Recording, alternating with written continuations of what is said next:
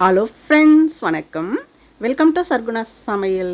இன்றைக்கி நம்ம சேனலில் ஒரு அருமையான சுவையில் தட்டைப்பயிறு கத்திரிக்காய் வச்சு குழம்பு தாங்க செய்ய போகிறோம். இந்த குழம்பு செய்கிறது ரொம்பவே ஈஸியாக செய்திடலாம். டேஸ்ட் பார்த்திங்கன்னா அவ்வளோ ருசியாக இருக்குங்க. எல்லாருமே விரும்பி சாப்பிடுவாங்க. இது எப்படி செய்யுதுன்னு பார்க்கலாமா? அதுக்கு முன்னாடி நம்ம சேனலை இப்போ தான் முதல் முறையாக பார்க்குறீங்கன்னா சப்ஸ்கிரைப் பண்ணிக்கோங்க. இப்போ வாங்க எப்படி செய்யுதுன்னு பார்க்கலாம். நான் ஒரு 300 கிராம் தட்டைப்பயிறு எடுத்துகிட்டு நைட்டே ஊற வச்சுருக்கிறேங்க. காலையில் செய்கிறதுனா நைட்டு ஊற வச்சுக்கோங்க, நைட்டு செய்கிறதுனா காலையில் ஊற வச்சுக்கோங்க. இந்த அளவுக்கு நல்லா ஊறி இருக்கணும். இப்போ இந்த தண்ணியெலாம் வடிகட்டிட்டு நம்ம வேக வச்சுக்கலாம். இந்த மாதிரி ஒரு குக்கர் எடுத்து வச்சுக்கோங்க. அதில் நாம் ஊற வச்ச தட்டைப்பயிரை சேர்த்துக்கலாம். தண்ணியெலாம் வடிகட்டிட்டு அதுக்கப்புறமா தட்டைப்பயிரை குக்கரில் சேர்த்துக்கோங்க. சேர்த்துட்டு இந்த தட்டைப்பயிறு மூழ்கிற அளவுக்கு தண்ணி ஊற்றிக்கலாம். தண்ணி சேர்த்துட்டு ஒரு டீஸ்பூன் போல் உப்பு சேர்த்துக்கங்க. சேர்த்துட்டு குக்கருக்கு மூடி போட்டுட்டு ஒரே ஒரு விசில் மட்டும் விட்டு எடுத்துக்கலாம். இருக்கட்டும். அடுத்ததாக அடுப்பை பற்ற வச்சுட்டு ஒரு கடாய் வச்சுக்கோங்க. அதில் 2 டேபிள் ஸ்பூன் எண்ணெய் ஊற்றிக்கலாம். எண்ணெய் சூடானதும் 1 டீஸ்பூன் கடுகு, அரை டீஸ்பூன் சீரகம், அரை டீஸ்பூன் உளுந்து, 1/4 டீஸ்பூனை விட குறைவாக வெந்தயம் சேர்த்துக்கங்க. இது எல்லாத்தையும் சேர்த்துட்டு இதெல்லாம் நல்லா பொரியட்டும். இந்த அளவுக்கு நல்லா பொரிஞ்சதும் ஒரு 7 பல்லு பூண்டை நல்லா தோலெல்லாம் உரிச்சிட்டு நான் பாதியாக கட் பண்ணி வச்சுருக்கிறேன். அதை சேர்த்துக்கலாம். இந்த பூண்டு பார்த்திங்கன்னா நல்லா செவந்து வாசனை வர வரையும் இந்த மாதிரி வறுத்துக்கங்க. இப்போ இது கூடவே மீடியம் சைஸில் 3 பெரிய வெங்காயத்தை நல்லா பொடியாக நறுக்கி வச்சுருக்கிறேன். அதை உள்ளே சேர்த்துக்கலாம். கூடவே 2 பச்சை மிளகாய் சேர்த்துக்கலாங்க. கூடவே 2 கொத்து கருவேப்பிலையை உருவிட்டு சேர்த்துக்கங்க. சேர்த்துட்டு இந்த வெங்காயம் பார்த்திங்கன்னா ஒரு 3/4 பாகம் நல்லா வதங்கி வர வரையும் வதக்கிக்கலாம். வெங்காயம் பார்த்திங்கன்னா இந்த அளவுக்கு நல்லா வதங்கினதும் மீடியம் சைஸில் 4 தக்காளி மிக்சியில் அரைச்சி வச்சுருக்கிறேன். அதை உள்ளே சேர்த்துக்கலாம். பெரிய தக்காளி இருந்தால் 3 தக்காளி எடுத்துக்கங்க. மீடியம் சைஸ் தக்காளியாக இருந்தால் 4 தக்காளி எடுத்துக்கங்க. இந்த மாதிரி மிக்சியில் அரைச்சிட்டு உள்ளே சேர்த்துக்கங்க. இந்த தக்காளி பார்த்திங்கன்னா கொஞ்சம் நல்லா இந்த தண்ணியில் சுண்டி வதங்கி இந்த மாதிரி வர வரையும் வதக்கிக்கலாம். இப்போ இந்த டைமில் மிளகாய்த்தூள் சேர்த்துக்கலாம். தனி மிளகாய்த்தூள் 1 டீஸ்பூன் சேர்த்துக்கிறேங்க. கூடவே 1 டீஸ்பூன் மல்லித்தூள் சேர்த்துக்கலாம்.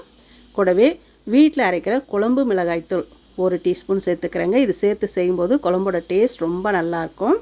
கூடவே ஒரு 1/4 டீஸ்பூன் மஞ்சள் தூள் சேர்த்துட்டு இந்த மிளகாய் தூளோட பச்சை வாசனைலாம் போகிற வரைக்கும் நல்லா வதக்கிக்கலாம். பாருங்கள், இந்த அளவுக்கு தொக்கு மாதிரி வதங்கி வர்ற வரையும் வதக்கிக்கோங்க.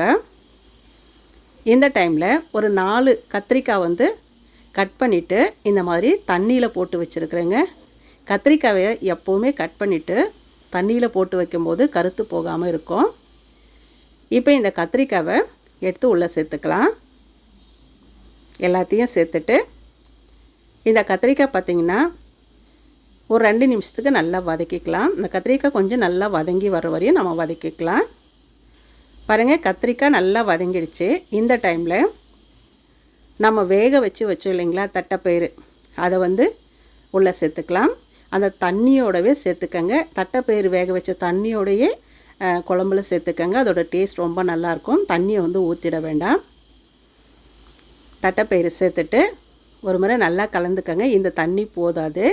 நான் ஒரு 1/2 லிட்டர் தண்ணி ஊற்றிக்கிறேங்க. உங்கள் குழம்புக்கு தகுந்த மாதிரி, உங்கள் தேவைக்கு தகுந்த மாதிரி நீங்கள் தண்ணி கூட குறைச்சி பார்த்து ஊற்றிக்கலாங்க.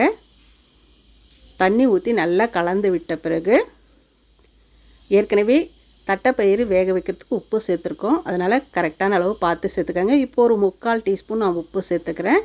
உப்பை சேர்த்துட்டு ஒரு முறை நல்லா கலந்து விட்டுட்டு ஒரு 3-4 நிமிஷத்துக்கு நல்லா வேகட்டும். இந்த கத்திரிக்காய் ஒரு 3/4 பாகம் நல்லா வெந்து வரட்டும். பாருங்கள், ஒரு 4 நிமிஷம் நல்லா கொதிக்க விட்டுருக்கேன். குழம்பும் கொஞ்சம் திக்காயிட்டு வந்திருக்குது. இந்த டைமில் கையில் நல்லா அழுத்தி பிடிச்சோம்னா ஒரு பெரிய எலுமிச்சம்பழ அளவு புளி எடுத்துட்டு நல்லா ஊற வச்சுட்டு கரைச்சி வடிகட்டி வச்சுருக்கிறேங்க. அதை நம்ம உள்ளே சேர்த்துக்கலாம். சேர்த்துட்டு ஒரு முறை நல்லா கலந்து விட்டுக்கோங்க. கலந்துட்ட பிறகு உப்பு காரெல்லாம் கரெக்டாக இருக்கான்னு பார்த்து செக் பண்ணிக்கோங்க. இந்த புளி தண்ணி சேர்த்துட்டு ஒரு 2-3 நிமிஷத்துக்கு இந்த புளியோட பச்சை வாசனை போகிற வரையும் நல்லா கொதிக்க வச்சுக்கலாம். ஒரு 2-3 நிமிஷம் நல்லா கொதித்த பிறகு பாருங்கள் குழம்பு நல்லா திக்காயிட்டு வந்திருக்குது. புளியோட பச்சை வாசனம் போயிட்டு குழம்பு நல்லா வாசனையாக இருக்குது பாருங்கள். இந்த டைமில் கொஞ்சம் உப்பு குறைவாக இருக்குது.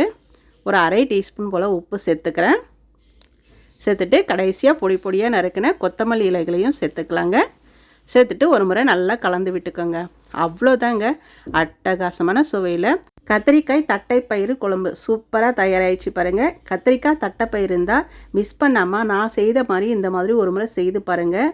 உண்மையிலேயே ருசி செம்மையாக இருக்கும். இதை சுட சுட சாதத்தில் போட்டு சாப்பிட்லாம், சுட சுட களிக்கு தொட்டு சாப்பிட்லாம், ரொம்ப நல்லாயிருக்கும். இதே மாதிரி நீங்களும் செய்து பாருங்கள். செய்து பார்த்துட்டு எப்படி வந்ததுன்னு கமெண்ட்டில் சொல்லுங்கள். இந்த வீடியோ பிடிச்சதுன்னா சர்க்குணா சமையலுக்கு சப்ஸ்கிரைப் பண்ணுங்கள், லைக் பண்ணுங்கள், கமெண்ட் பண்ணுங்கள். மறக்காமல் உங்கள் தெரிஞ்சவங்களுக்கு நிறைய ஷேர் பண்ணுங்கள். நன்றி, வணக்கம்.